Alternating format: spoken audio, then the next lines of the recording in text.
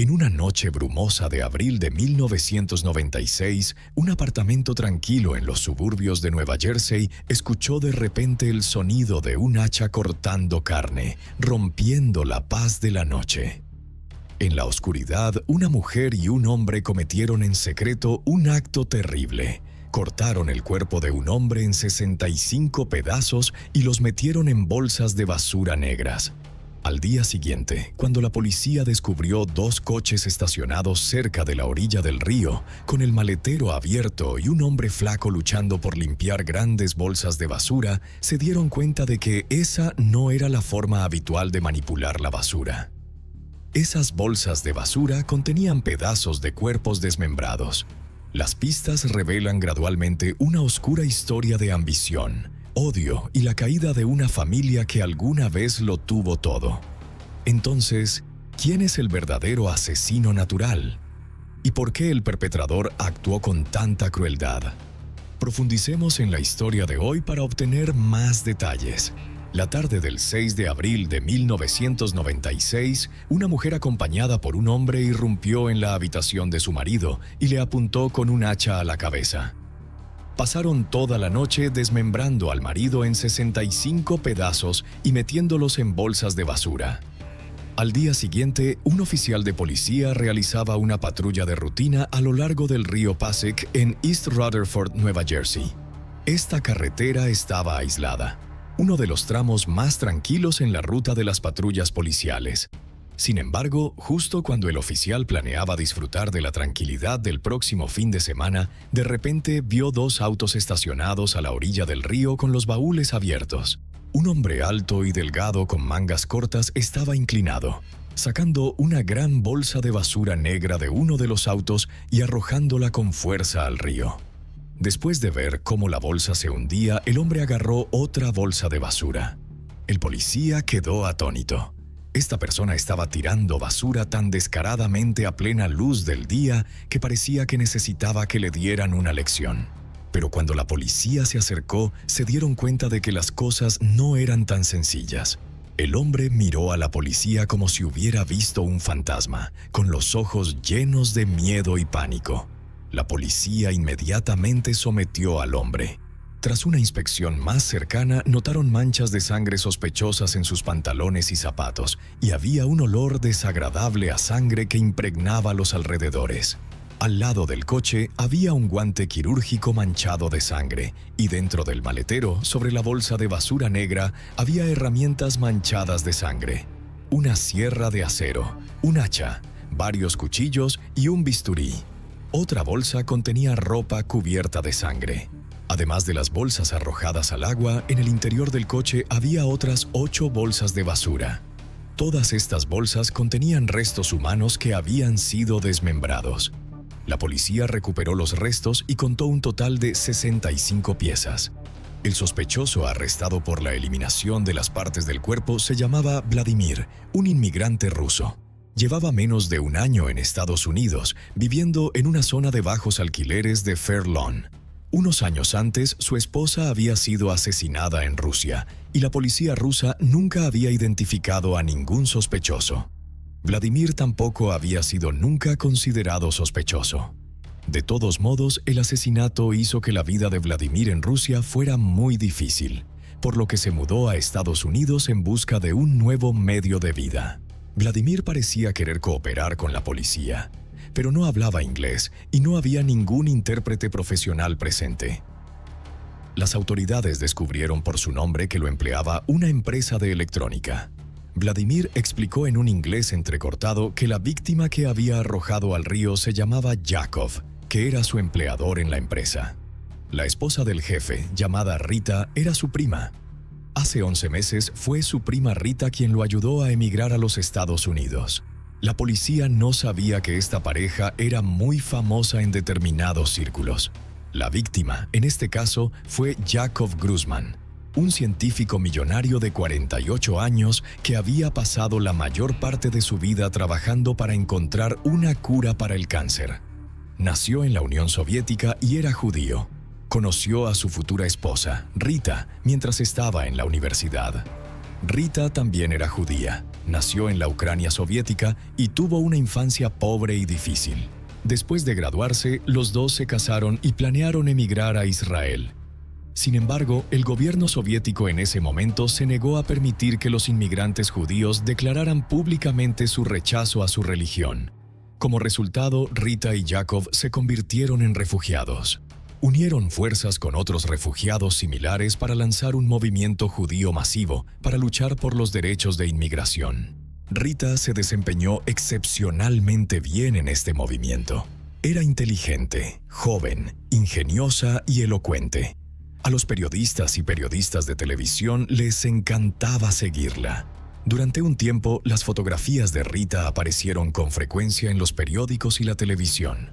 Pronto se convirtió en una de las oradoras más populares en sinagogas y comunidades judías. Una de las sinagogas judías y oradores comunitarios más famosos fue Yakov Glusman, conocido por sus inspiradoras charlas. En 1970, la Unión Soviética se vio obligada a revisar sus políticas de inmigración con respecto a los judíos soviéticos y acordó permitir que Rita emigrara. Sin embargo, no permitieron que Yakov se fuera. Como joven microbiólogo con impresionantes logros científicos, la Unión Soviética se resistía a perder ese talento. Rita estaba furiosa. Ella abrazó a su hijo y protestó para apoyar la carrera y los sueños de su marido.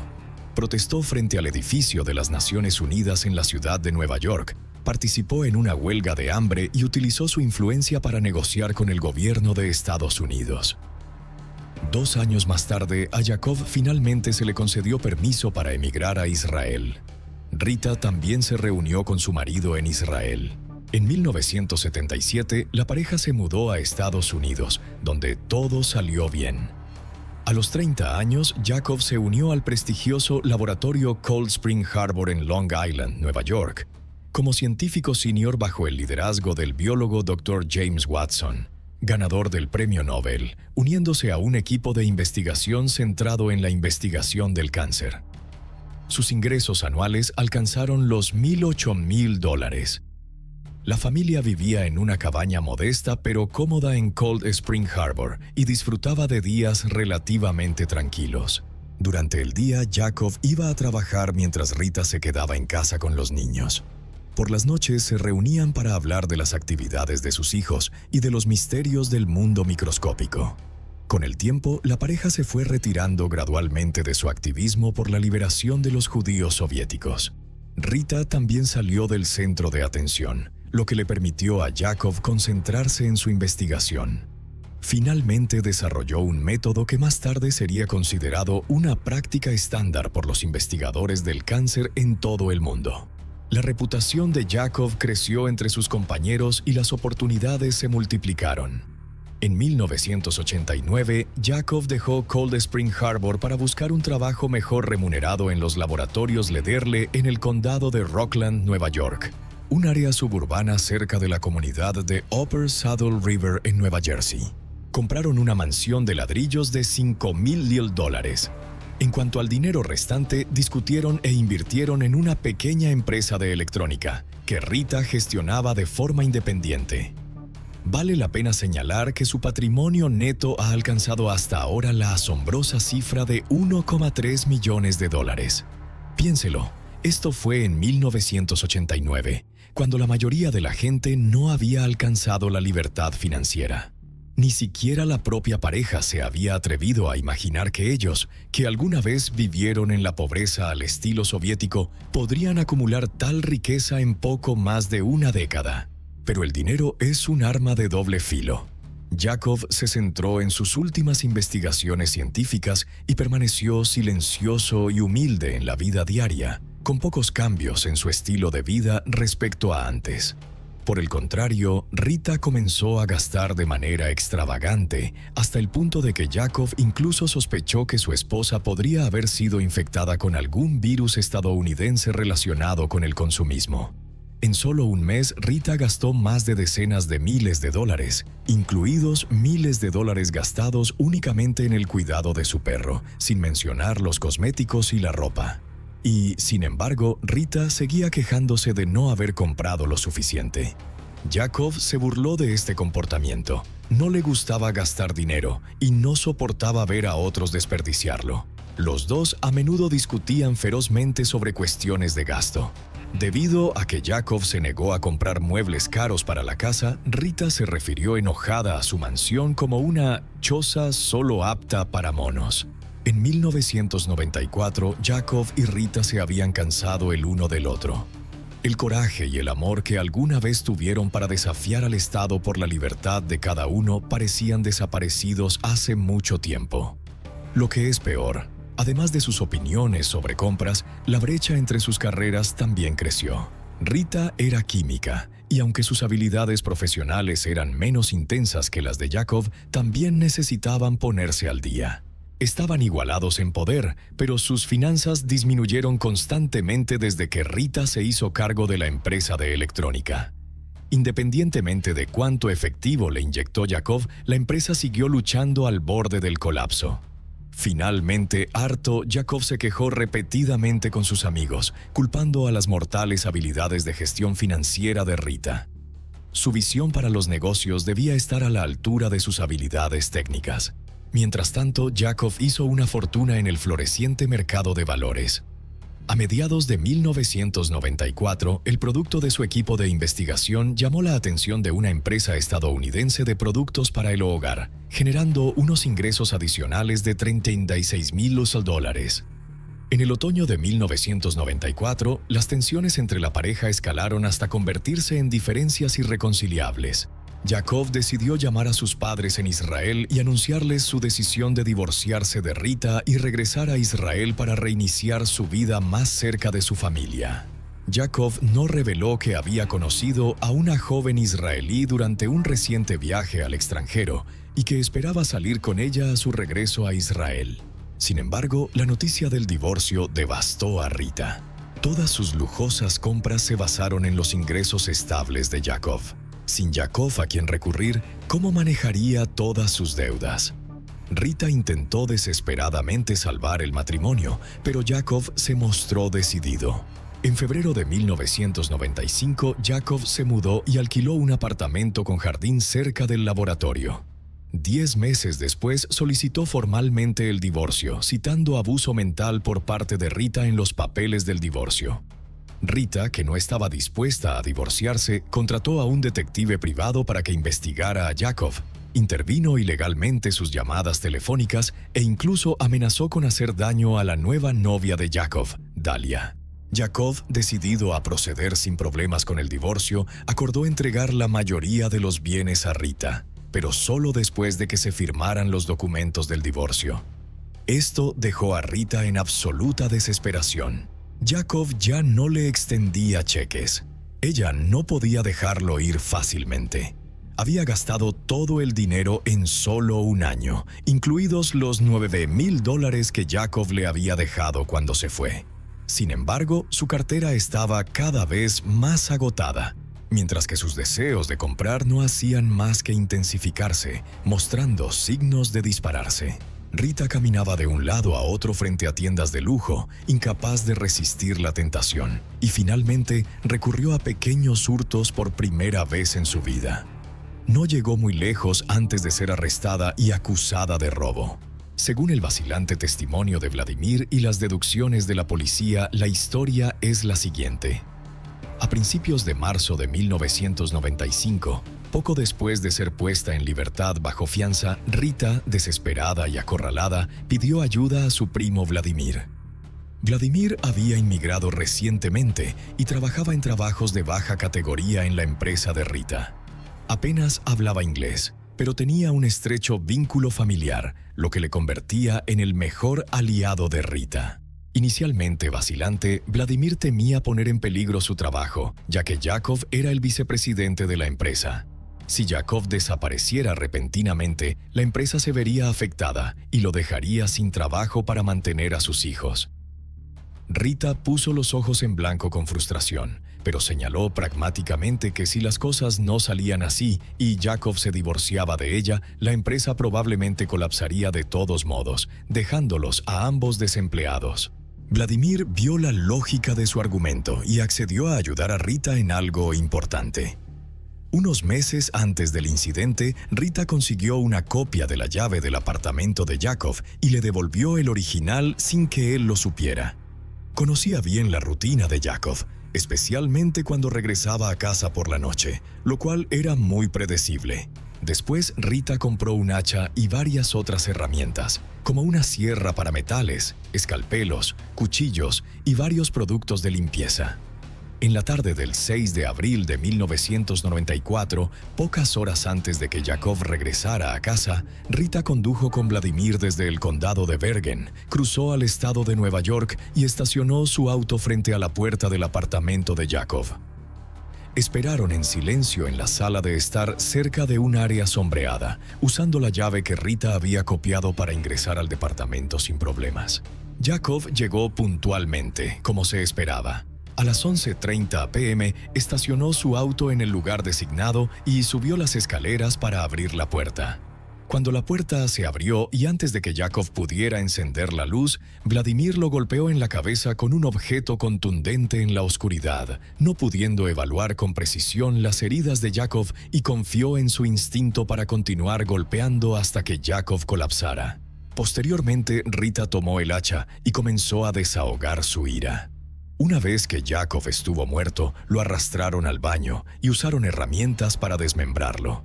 Vladimir era vago y no quería cortar el cuerpo en pedazos pequeños. Aún así, Rita insistió en que había que hacerlo minuciosamente para garantizar que no quedaran restos identificables.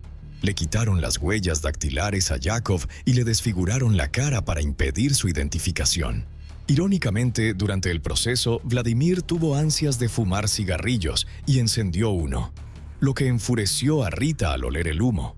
Ella le gritó por su falta de modales y le recordó que allí estaba prohibido fumar. Es bastante sorprendente para la policía imaginar que un asesinato tan espantoso haya ocurrido en el apartamento y que los vecinos no se hayan dado cuenta. Solo el vecino de abajo del departamento de Yakov mencionó haber escuchado algunos ruidos sordos a altas horas de la noche, suponiendo que se estaban moviendo muebles y no pensó más en ello. No eran muebles lo que estaban trasladando, sino los restos de Yakov. Rita y Vladimir habían empaquetado cuidadosamente el cuerpo desmembrado de Yakov en bolsas de basura que luego cargaron en los maleteros de 2 coches. Vladimir condujo el vehículo de la compañía mientras Rita conducía el auto de Yakov, dirigiéndose juntos a un lugar apartado junto al río. Allí, Vladimir estacionó su vehículo, usó el auto de Yakov para llevar a Rita de regreso a casa y luego regresó solo a la orilla del río. Planea tirar todo lo que no se ve dentro de la bolsa de basura antes del amanecer. Sin embargo, acontecimientos inesperados y su nerviosismo los retrasaron. Incluso condujeron fingiendo patrullar casualmente para ganar tiempo. Además, Vladimir se corta accidentalmente mientras usa un cuchillo, lo que obliga a Rita a detenerse en una farmacia a medio camino para comprarle vendas. Las cámaras de seguridad de la farmacia registraron esta compra. Cuando Vladimir regresó a la orilla del río, ya era pleno día y las patrullas policiales habían comenzado. Los patrulleros lo sorprendieron con las manos en la masa.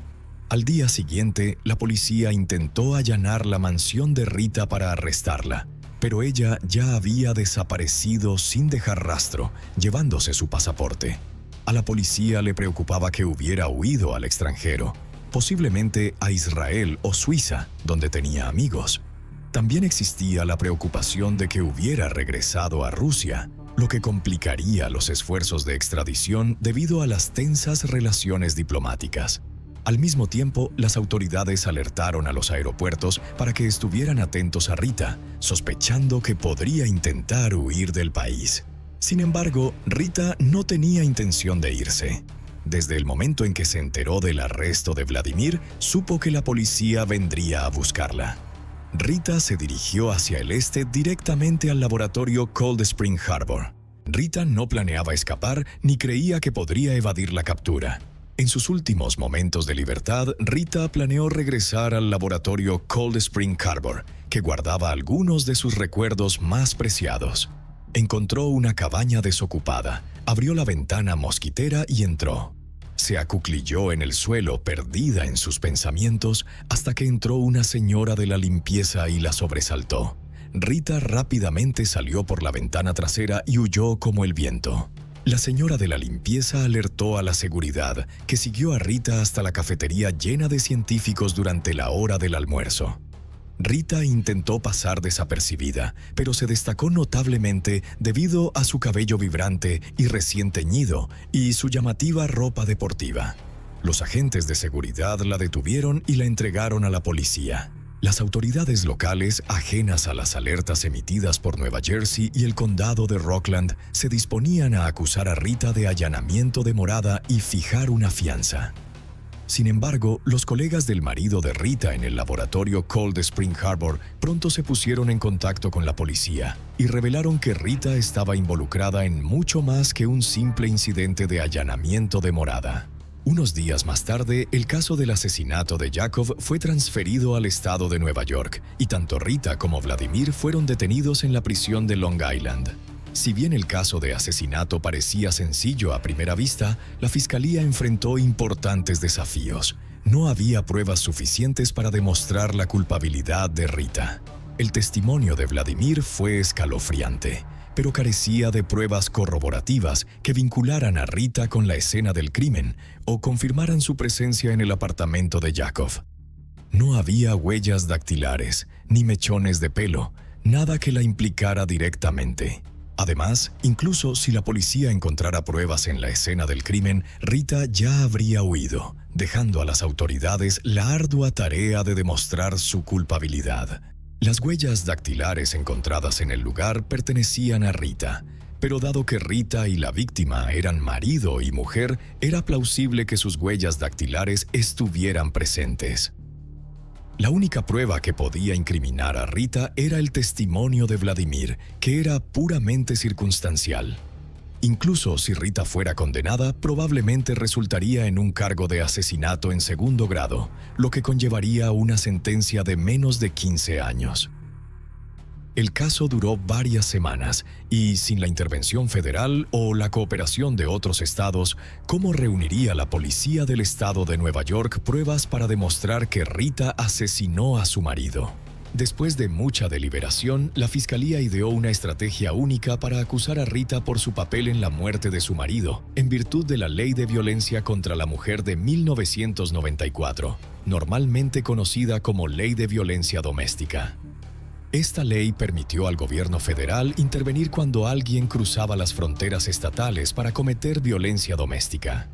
Aunque rara vez se ha utilizado y nunca antes contra una mujer, resultó eficaz para otorgar a las autoridades el derecho de procesar a Rita y utilizar el testimonio de Vladimir. Lo más importante es que la ley estipulaba que si la violencia doméstica tenía un desenlace fatal, el perpetrador podría enfrentarse a cadena perpetua sin libertad condicional. Esto significaba que la fiscalía tenía la oportunidad de garantizar que Rita pudiera pasar su vida en prisión. Estuvieron de acuerdo con Vladimir ofreciéndole indulgencia a cambio de su testimonio y asegurando que sus 2 hijos adolescentes pudieran permanecer en Estados Unidos. El 18 de abril de 1996, Rita fue acusada de cruzar fronteras estatales para cometer violencia doméstica, siendo el primer caso de tales cargos contra una mujer. Un año después del asesinato de Yakov, comenzó el juicio de Rita. De pie firmemente en la sala del tribunal, Rita le dijo al jurado que ella nunca asesinó a su marido. Sin embargo, la fiscalía señaló que fue Rita quien contrató a Vladimir para planear este horrible asesinato. Juntos asesinaron y desmembraron a Yakov. Antes de esto, Rita había acosado a la novia de Yakov varias veces, acusándola falsamente de tráfico de drogas y amenazándola. Sin embargo, el testimonio crucial contra Rita provino del propio Vladimir. Durante el testimonio de Vladimir, Rita lo miró intensamente, como si intentara traspasarlo con su mirada. Cuando vio que Vladimir todavía no estaba afectado, Rita fingió desmayarse y gritó, tratando de molestar a Vladimir. Afortunadamente, Vladimir se mantuvo firme y proporcionó relatos claros y detallados del crimen. El 29 de enero de 1997, después de 10 horas de deliberación, el jurado finalmente llegó a un veredicto. y declaró a Rita culpable de todos los cargos. En el silencio que siguió, Vladimir se volvió hacia Rita y profirió una maldición en inglés como si el veredicto de su acusación hubiera sido un error colosal. El 30 de abril de 1997, Rita fue condenada a cadena perpetua sin libertad condicional. A lo largo de los años, Rita ha sufrido accidentes cerebrovasculares, enfermedad de Parkinson y otras dolencias mientras estaba en prisión. Según registros judiciales, en junio de 2020, Rita presentó un acuerdo de liberación compasiva ante el Tribunal Federal, afirmando que se había transformado de una mujer sana de unos 40 años a una frágil adulta mayor que necesitaba una silla de ruedas. En julio de 2020, Rita obtuvo la liberación por compasión y se mudó a Nueva Jersey para vivir con su hermana. Como condición para su liberación, Rita debe permanecer bajo supervisión de por vida y comunicarse periódicamente virtualmente con los agentes de libertad condicional a través de videollamadas. El caso de Rita Glusman refleja las trágicas consecuencias de la ambición y el odio en la familia. De mujer inteligente y activa, Rita pasó a ser asesina por avaricia material. La tensión en las relaciones con Yakov enfatiza la importancia del entendimiento y la resolución pacífica de los conflictos.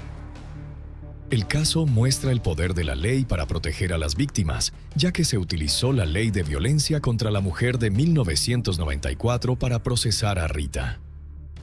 El compasivo perdón debido al estado de salud de Rita enfatiza la humanidad del sistema legal, pero la supervisión de por vida insiste en que se debe hacer justicia. Este caso es una advertencia sobre los peligros de la ambición y el odio y afirma el papel vital de la ley. Hoy quiero llevarlos a través de la historia de la pequeña Harmony Montgomery, que cayó fuera de la faz de la Tierra en 2019. No nació bajo una estrella afortunada. Sus padres tienen antecedentes de abuso de sustancias y tuvo que lidiar con una discapacidad visual en un ojo. Debido a todo esto, su madre, Crystal Sorey, residente de Massachusetts, perdió la custodia debido a problemas de adicción cuando su hija tenía apenas 4 años. Lo siento, tuve que entregarla al Estado en el verano de 2018. Después de eso, el padre, Adam Montgomery, obtuvo la custodia exclusiva en febrero de 2019 y se trasladó a New Hampshire.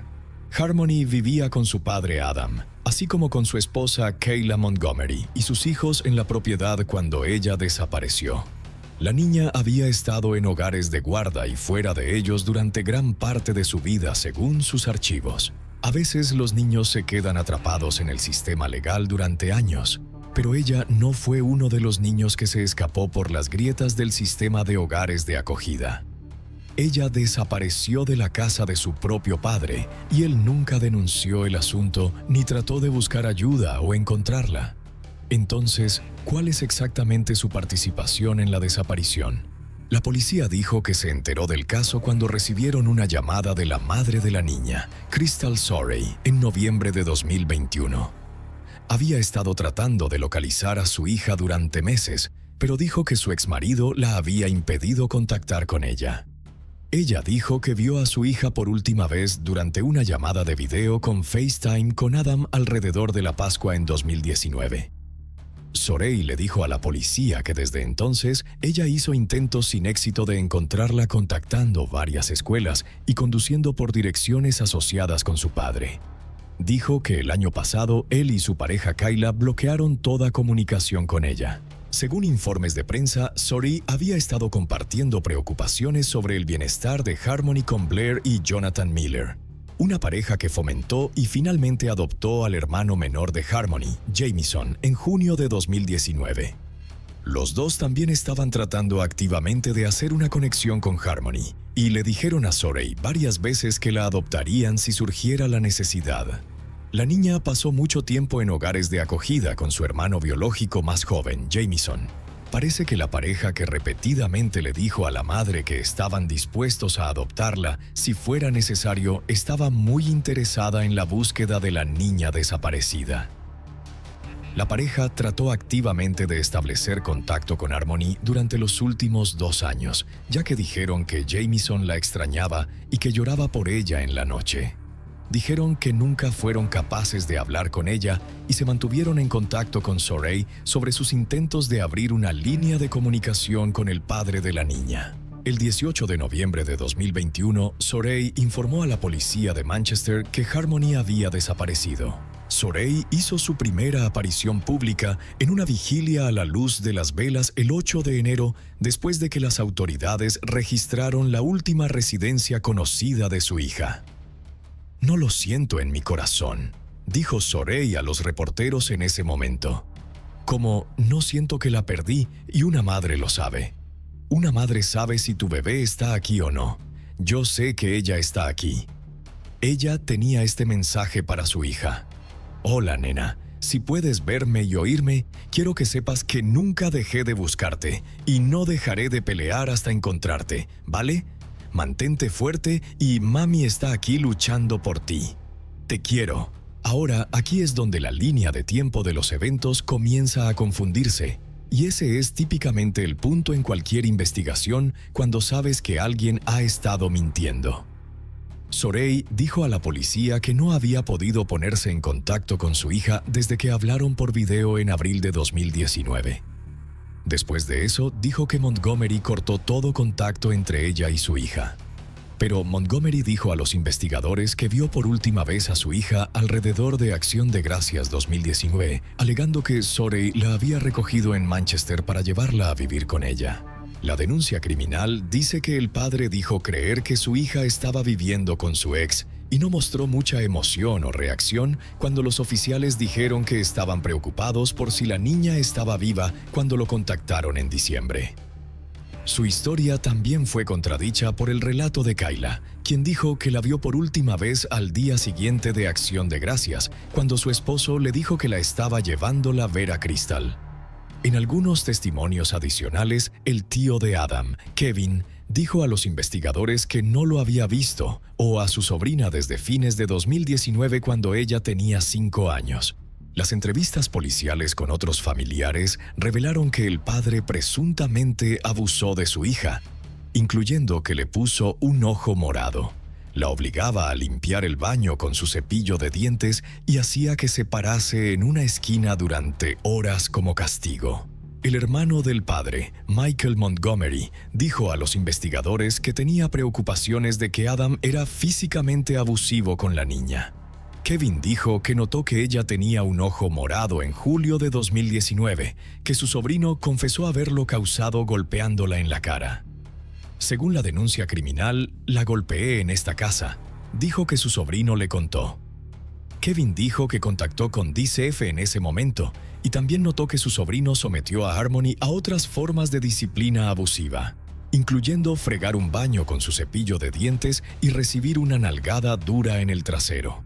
Un vecino dijo que era una mala situación en la propiedad, describiendo a mucha gente viviendo allí en diferentes momentos. Adultos vistos discutiendo en la calle, basura apilada en el patio y la electricidad apagada. En un momento, la electricidad se apagó y el grupo funcionó con un generador durante todo el verano con el cableado que pasaba por la ventana. El vecino dijo que los Montgomery estaban básicamente en la casa. Cuando se produjo la ejecución de una hipoteca, el señor y la señora Montgomery se negaron a salir. No nos mezclamos con ellos ya que era una mala situación, dijo. Había un montón de gente diferente que viven allí. Pilas de basura en la entrada, chatarra fuera. Dijo que se fue por las vacaciones de Acción de Gracias en 2019 y regresó para encontrar que la familia finalmente había empacado y se mudó. Otro vecino de la calle donde vivían también dice que la familia se mudó en el día de Acción de Gracias 2019, al mismo tiempo que Adam dice que vio por última vez a la niña desaparecida. La policía de Manchester dijo definitivamente que Harmony no ha sido vista desde alrededor de octubre o noviembre de 2019, cuando tenía 5 años. Sin embargo, la investigación de una persona desaparecida se inició en diciembre de 2021. La señora Sorey ha ido a los registros públicos para afirmar que su hija fue fallada por todos. A pesar de los múltiples esfuerzos por llegar a su hija, o al menos averiguar más, ninguna autoridad interesada prestó atención, y el padre de la niña claramente no podía importarle menos. La última vez que las fuerzas del orden público vieron a Harmony fue el 11 de septiembre de 2019, cuando los agentes de policía de Manchester fueron llamados a su casa en 77 Guildford Street en Manchester, donde vivía. El jefe de policía Aldenberg, quien está a cargo del caso ahora, dijo anteriormente que la última llamada policial al inmueble fue en octubre de 2019, pero confirmó que había confundido las fechas en una rueda de prensa el 12 de enero. A pesar del cambio de fecha, el jefe de policía dijo que los investigadores todavía están trabajando en la creencia de que fue vista por última vez en octubre o noviembre de ese año. El padre y su esposa fueron detenidos y acusados a principios de enero por cargos relacionados con la desaparición. Adam fue arrestado el 4 de enero y acusado de asalto en segundo grado. 2 cargos por poner en peligro el bienestar de un niño y un cargo por interferir con la custodia. En el cargo de asalto se le acusa de golpear a Harmony en la cara en algún momento de julio de 2019, dándole un ojo morado, según la denuncia penal. Los funcionarios dijeron que Montgomery no está cooperando con la investigación sobre la desaparición de su hija y se ha negado a decir dónde está. El día después del arresto de su esposo, Kayla Montgomery también fue arrestada por un delito grave de fraude de asistencia social por presuntamente cobrar fraudulentamente beneficios sociales para la niña desaparecida entre diciembre de 2019 y junio de 2021. La señora Montgomery, que tiene 3 hijos con su esposo, es acusada de obtener $15 en beneficios de cupones de comida destinados a Harmony entre diciembre de 2019 y junio de 2021, aunque la niña no vivía con ellos. Los fiscales han retirado el cargo de fraude por asistencia social y han añadido 3 nuevos cargos: un cargo de robo por engaño y 2 cargos por delito menor de fraude por asistencia social. Los cargos acusan a la señora Montgomery de hacer declaraciones intencionalmente falsas sobre el paradero de su hijastra en febrero y marzo de 2021 para reclamar beneficios. Después de que la investigación policial del caso se intensificó, varios detalles inquietantes sobre el padre de Harmony salieron a la luz. Adam Montgomery tiene un historial de violencia y un largo registro criminal, incluyendo condenas por disparar a un hombre en la cabeza en un trato de drogas solo 6 meses antes de que naciera Harmony. También fue condenado en 2010 por atacar a 2 mujeres a punta de pistola. Se ha descubierto que Montgomery es sospechoso en el asesinato de un hombre de 28 años en Lynn, New Hampshire, en febrero de 2008. Darlene Guzman fue encontrado con un disparo en el pecho en el estacionamiento de la antigua tienda de conveniencia White Hen en Lynn's Austin Square en la noche del 10 de febrero de 2008. Fue declarado muerto en el hospital. Una fuente de la policía de Boston dijo a los reporteros que Adam tenía 18 años en ese momento y 2 miembros sin nombre de su familia han sido el foco de la investigación del asesinato desde el primer día. Los 3 familiares habían estado en contacto con la víctima ese mismo día y tenían previsto encontrarse con ella en la tienda antes de que la reunión culminara en un tiroteo, según la fuente. El coche de la víctima fue encontrado abandonado más tarde en dirección a Bedford, New Hampshire, donde vivía Montgomery en ese momento. Nadie ha sido acusado nunca del asesinato del señor Guzmán, pero la fuente dijo que Montgomery sigue siendo el foco de la investigación hasta el día de hoy. Casi 14 años después de ese asesinato, Adam Montgomery y su esposa son acusados por cargos relacionados con la desaparición de su hija. Sin embargo, aunque se le acusa de delitos graves, incluyendo abuso infantil y fraude de bienestar social, no se han presentado cargos contra nadie directamente en relación con la desaparición de Harmony. ¿Por qué no se denunció la desaparición durante 2 años? La señora Sorey ha acusado a las autoridades de haber fallado a su hija. Dijo que hizo múltiples intentos de reportar preocupaciones a los servicios para niños. Después del 18 de noviembre, cuando se puso en contacto con la policía de Manchester diciendo que creía que su hija estaba desaparecida, alguien finalmente prestó atención. Los oficiales de policía contactaron a la División de Niños, Jóvenes y Familias de New Hampshire, DCVF, para averiguar el paradero. Entonces, el 27 de diciembre, el DCIF informó que tampoco pudo localizarla. La policía de Manchester anunció que se lanzó una búsqueda el 31 de diciembre. Los correos electrónicos enviados por la señora Sorey a la oficina del alcalde de Manchester pidiendo ayuda para encontrar a su hija también han salido ahora. Por favor, estoy pidiendo ayuda para encontrar a mi hija, escribió el 29 de diciembre. En sus correos electrónicos, la señora Sorey dijo que Adam Montgomery nunca había matriculado a su hija en la escuela y que su hija ha faltado a importantes citas médicas desde que tuvo un bebé debido a una discapacidad en su ojo.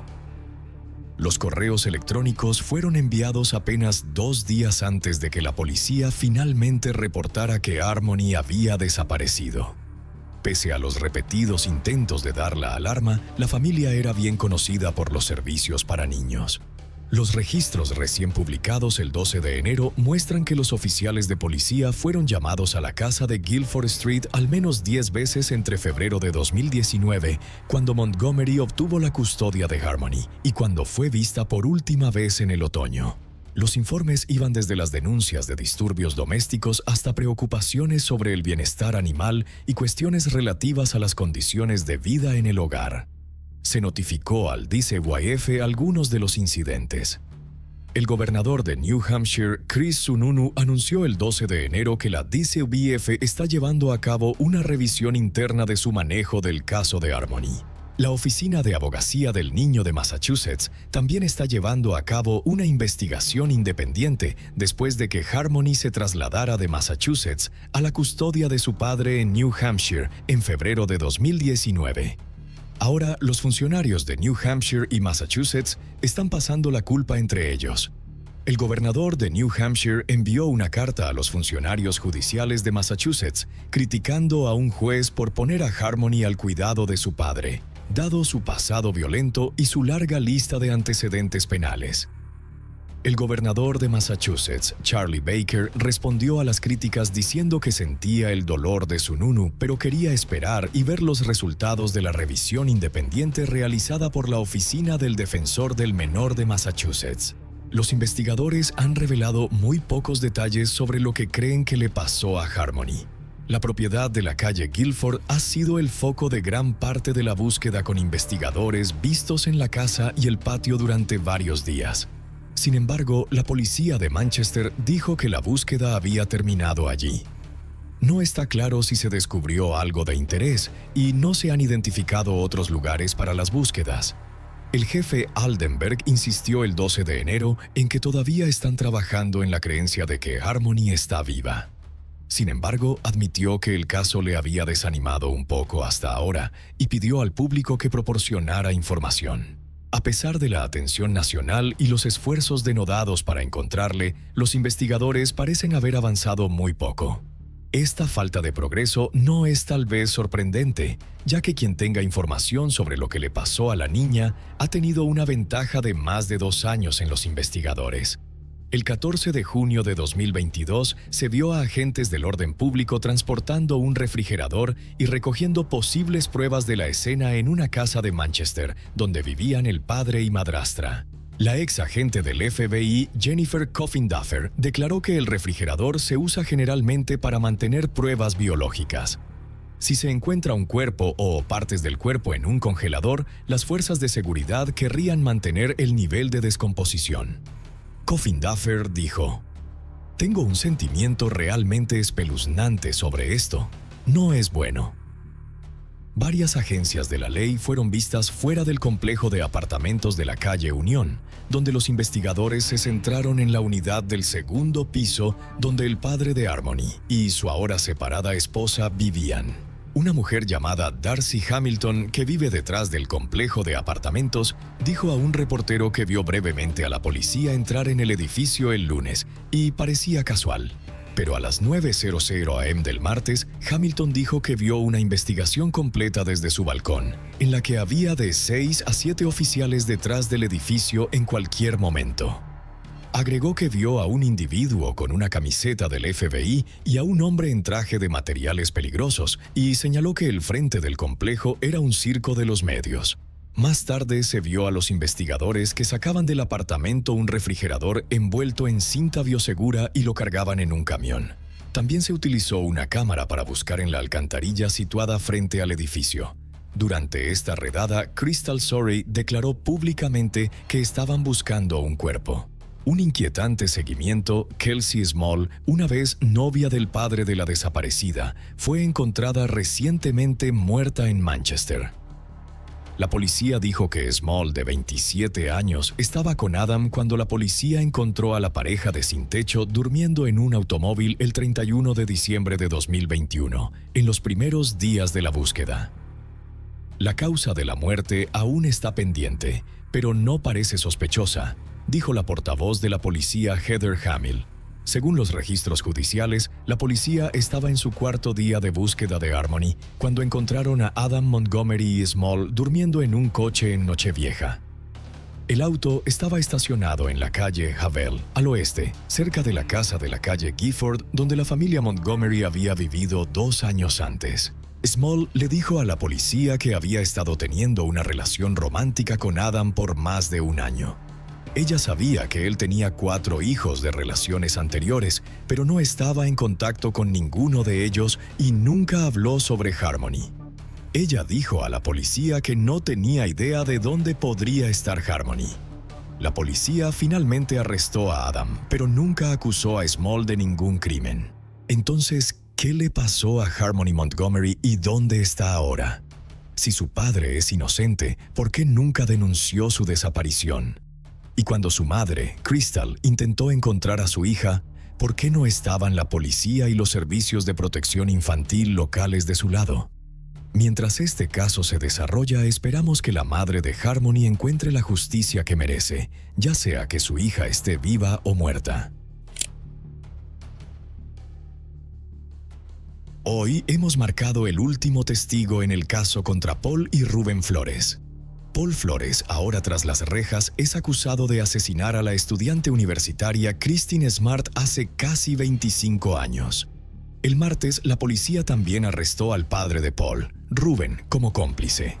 Aunque se encontraron pruebas en la residencia de Rubén, el cuerpo de Christine aún no ha sido localizado. La familia Smart lleva décadas buscando respuestas. Durante años, la cara de Christine Smart fue vista en las vallas publicitarias en Arroyo Grande, California, simbolizando su inocencia robada. Chris Lambert se puso en marcha con valentía para resolver el misterio que perdura detrás de la cartelera, y su búsqueda de justicia finalmente abrió este caso de décadas.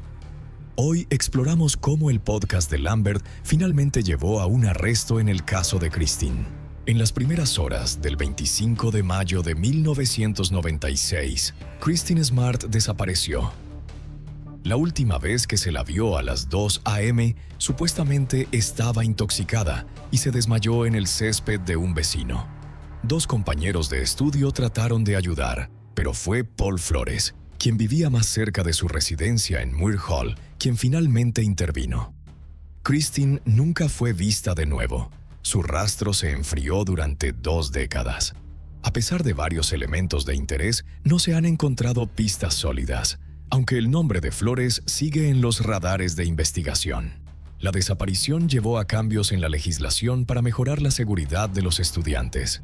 Nacida el 20 de febrero de 1977 en Augsburg, Baviera, Alemania Occidental, era la mayor de 3 hijos. Sus padres, ambos maestros, se mudaron a Stockton, California, donde Christine creció.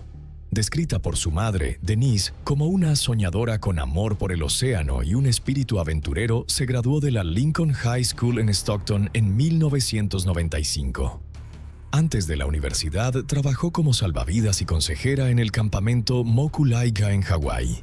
En 1996 se matriculó en la Universidad Politécnica de California en San Luis Obispo, donde estudió arquitectura antes de pasar a los estudios de comunicación. Aspiraba a ser una reportera que viajara por el mundo como Joan London. Se esperaban no muy buenas noticias cuando la llamada regular de domingo no llegó. Christine siempre se registró con su familia todos los domingos, pero ese fin de semana toda la comunicación cesó. El viernes por la noche, Christine asistió a una fiesta de cumpleaños fuera del campus. Su amiga, Margarita Campos, quien la dejó, señaló que Christine parecía molesta por no acompañarla esta noche y le aconsejó que tuviera cuidado.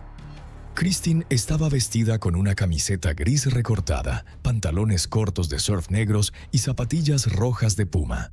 Las declaraciones de los testigos de la fiesta no eran coherentes. Algunos informaron que Christine estaba muy intoxicada, mientras que otros afirmaron que no bebía en absoluto.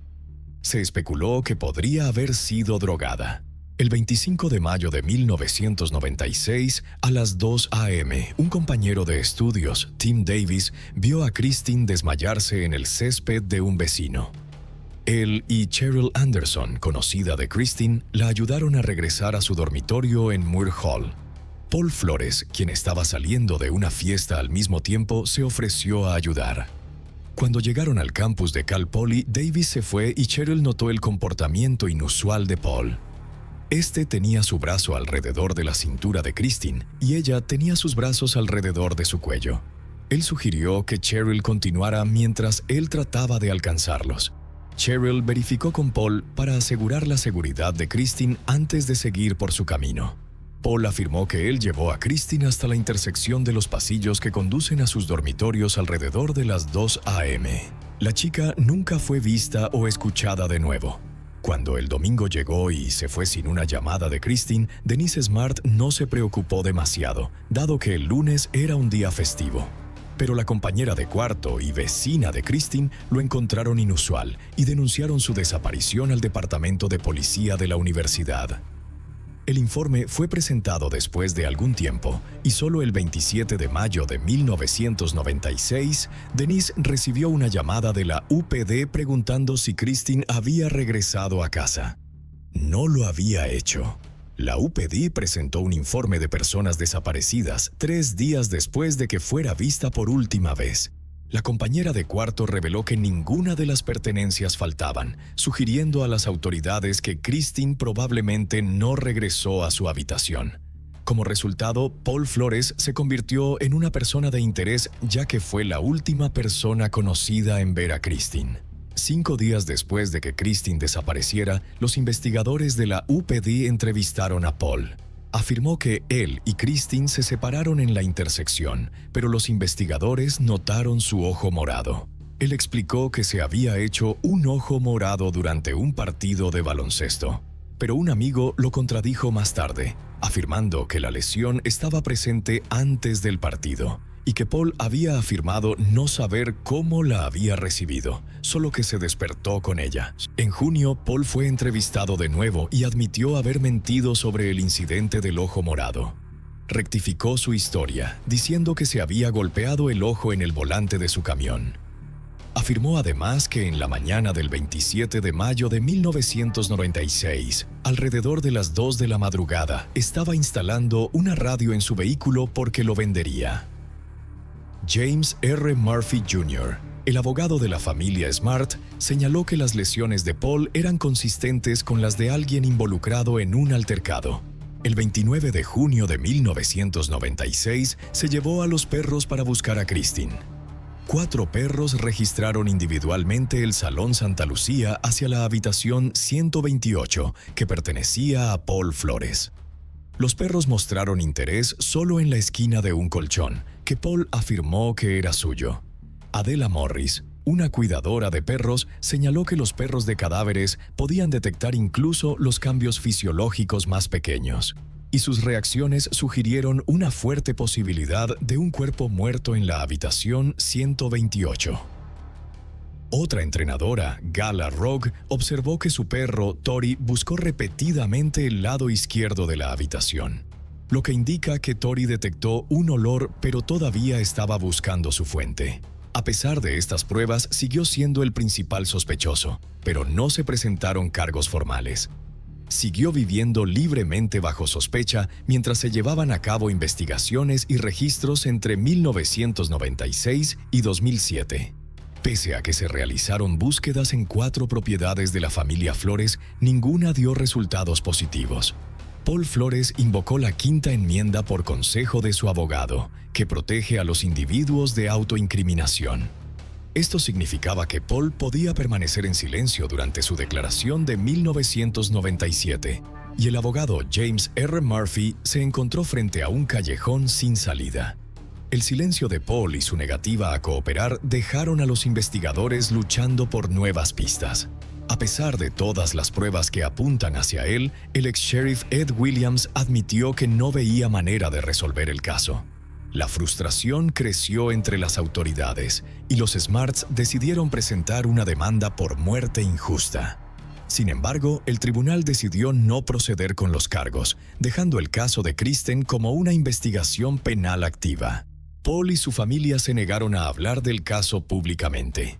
Aunque Derek C., uno de los compañeros de habitación de Paul, afirmó que su compañero había bromeado sobre la desaparición de Kristen, estas acusaciones permanecieron especulativas, ya que Paul se protegió con representación legal.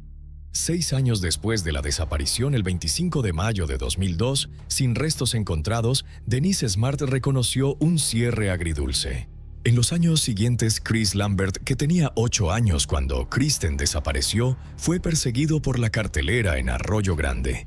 Impulsado por un deseo de respuestas, Chris se obsesionó con el caso. En mayo de 2018 dejó su trabajo en una tienda de instrumentos musicales para centrarse en el podcast a tiempo completo. Sin formación formal en derecho o periodismo, Chris solo se alimentaba de su pasión por la justicia. En 2019, sus esfuerzos dieron fruto cuando conoció a la madre de Kristen en un monumento conmemorativo en Shale Beach en su cumpleaños el 20 de febrero. Este encuentro llevó a una fuerte asociación entre Chris y los Smarts, y el podcast In Your Backyard comenzó a ganar impulso. Lo que comenzó como una serie local se convirtió en algo significativo para la publicidad de la historia de Kristen. El podcast rápidamente ganó atención nacional, acumulando más de 11 millones de descargas. Se profundiza en el caso de Kristen Smart y su desaparición del campus de Cal Poly. Chris Lambert, conocido por su talento para descubrir a la gente, obtuvo entrevistas con personas conectadas al caso, descubriendo múltiples acusaciones que anteriormente habían sido especulaciones. Una antigua colega de la madre de Paul, Susan, informó que Susan había mencionado dificultades para dormir después de que su esposo recibiera una llamada tarde en la noche durante el fin de semana del Día de los Caídos. Además, un inquilino de Susan afirmó que una alarma se encendería desde el área del patio cada mañana después de la desaparición de Kristen. Otra pista importante vino de un estudiante australiano que reportó ver a Kristen peleando con Paul la noche en que desapareció.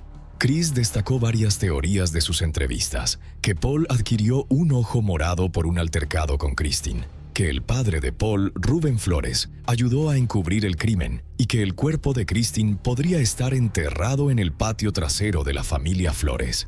La investigación también reveló acusaciones inquietantes de mala conducta por parte de Paul. Las mujeres que interactuaron con Paul informaron de su comportamiento insinuante y de beber mucho, con 4 mujeres acusándolo de hacer cosas inmorales o agresión física. Una exnovia incluso afirmó que Paul la amenazó con un cuchillo de mantequilla durante una discusión. Otras 13 mujeres lo acusaron de comportamiento depredador, acoso y agresión con cosas inmorales. Chris intentó contactar a Paul 2 veces para ofrecerle la oportunidad de abordar estas acusaciones y presentar su versión de la historia, pero no tuvo éxito. Susan afirmó que podía desacreditar la investigación de Chris mientras el sheriff Ian Parkinson del departamento del sheriff de San Luis Obispo continuaba investigando el caso. El sheriff Ian Parkinson acreditó a Chris Lambert por haber avanzado significativamente en la investigación, elogiando su podcast bien producido por alentar a las personas a que se dieran a conocer. Denise Smart también reconoció el impacto de Chris, señalando que el podcast jugó un papel fundamental en reavivar el interés en el caso de Kristen. Agradeció a Parkinson por revitalizar la investigación desde que asumió el cargo en 2011. A pesar del silencio continuo de la familia Flores, los esfuerzos combinados de la investigación y el podcast desestabilizaron su precaria situación.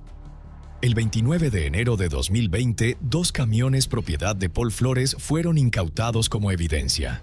Luego, el 5 de febrero de 2020, se emitieron órdenes de registro para 4 ubicaciones, incluida una casa en Los Ángeles.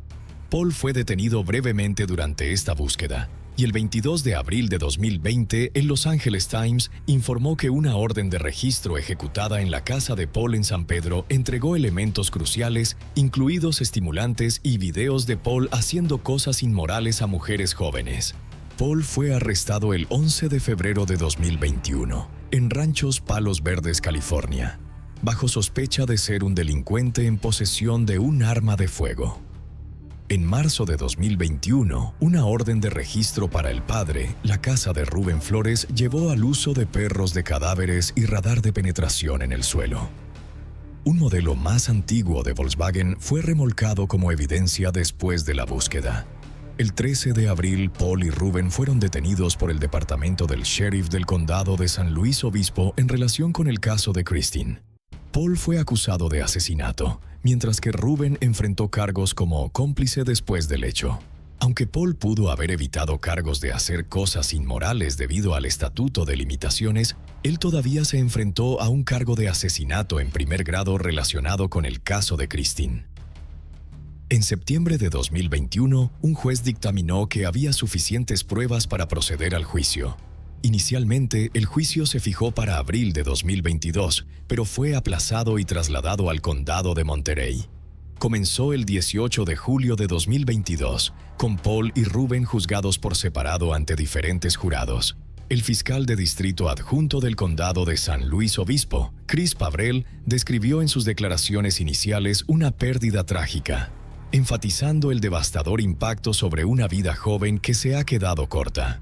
En la corte, Chris Pavrell enfatizó el dolor de una familia que llora por el incierto destino de su hija y los presuntos crímenes de Paul Flores.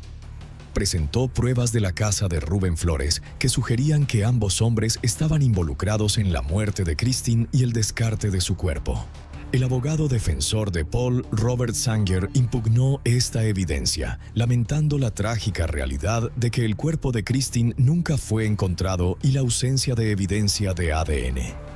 Sanger argumentó que aunque se cree que Christine está muerta, no hay evidencia concreta sobre lo que pasó después de que Paul la dejó en su dormitorio. Desde el comienzo del juicio en julio han surgido acusaciones de comportamiento predatorio y violencia contra Paul Flores. Numerosas mujeres han testificado sobre el acoso, las cosas inapropiadas inmorales y mala conducta. 2 mujeres identificadas como Rhonda Doe y Sarah Doe relataron sentirse inusualmente ebrias después de encuentros con Paul y describieron cómo se despertaron ante su abuso. Sus angustiosos testimonios hicieron llorar a los jurados, lo que llevó a la jueza Jennifer O'Keefe a pedir un receso. Los testimonios relacionados con el registro en la casa de Rubén Flores causaron que otro jurado se descomponga, mientras investigadores y expertos narraban muchos detalles gráficos. El juez O'Keefe señaló que fue un juicio largo y emocionalmente agotador, con reacciones de jurados no frecuentes. La evidencia condenatoria incluyó el testimonio de Jennifer Hudson, quien describió encontrarse con Paul y sus amigos mientras patinaba cuando tenía 17 años. Según documentos anteriores de la corte, Hudson alegó que Paul había mencionado enterrar a Christine debajo de su rampa en su patio trasero.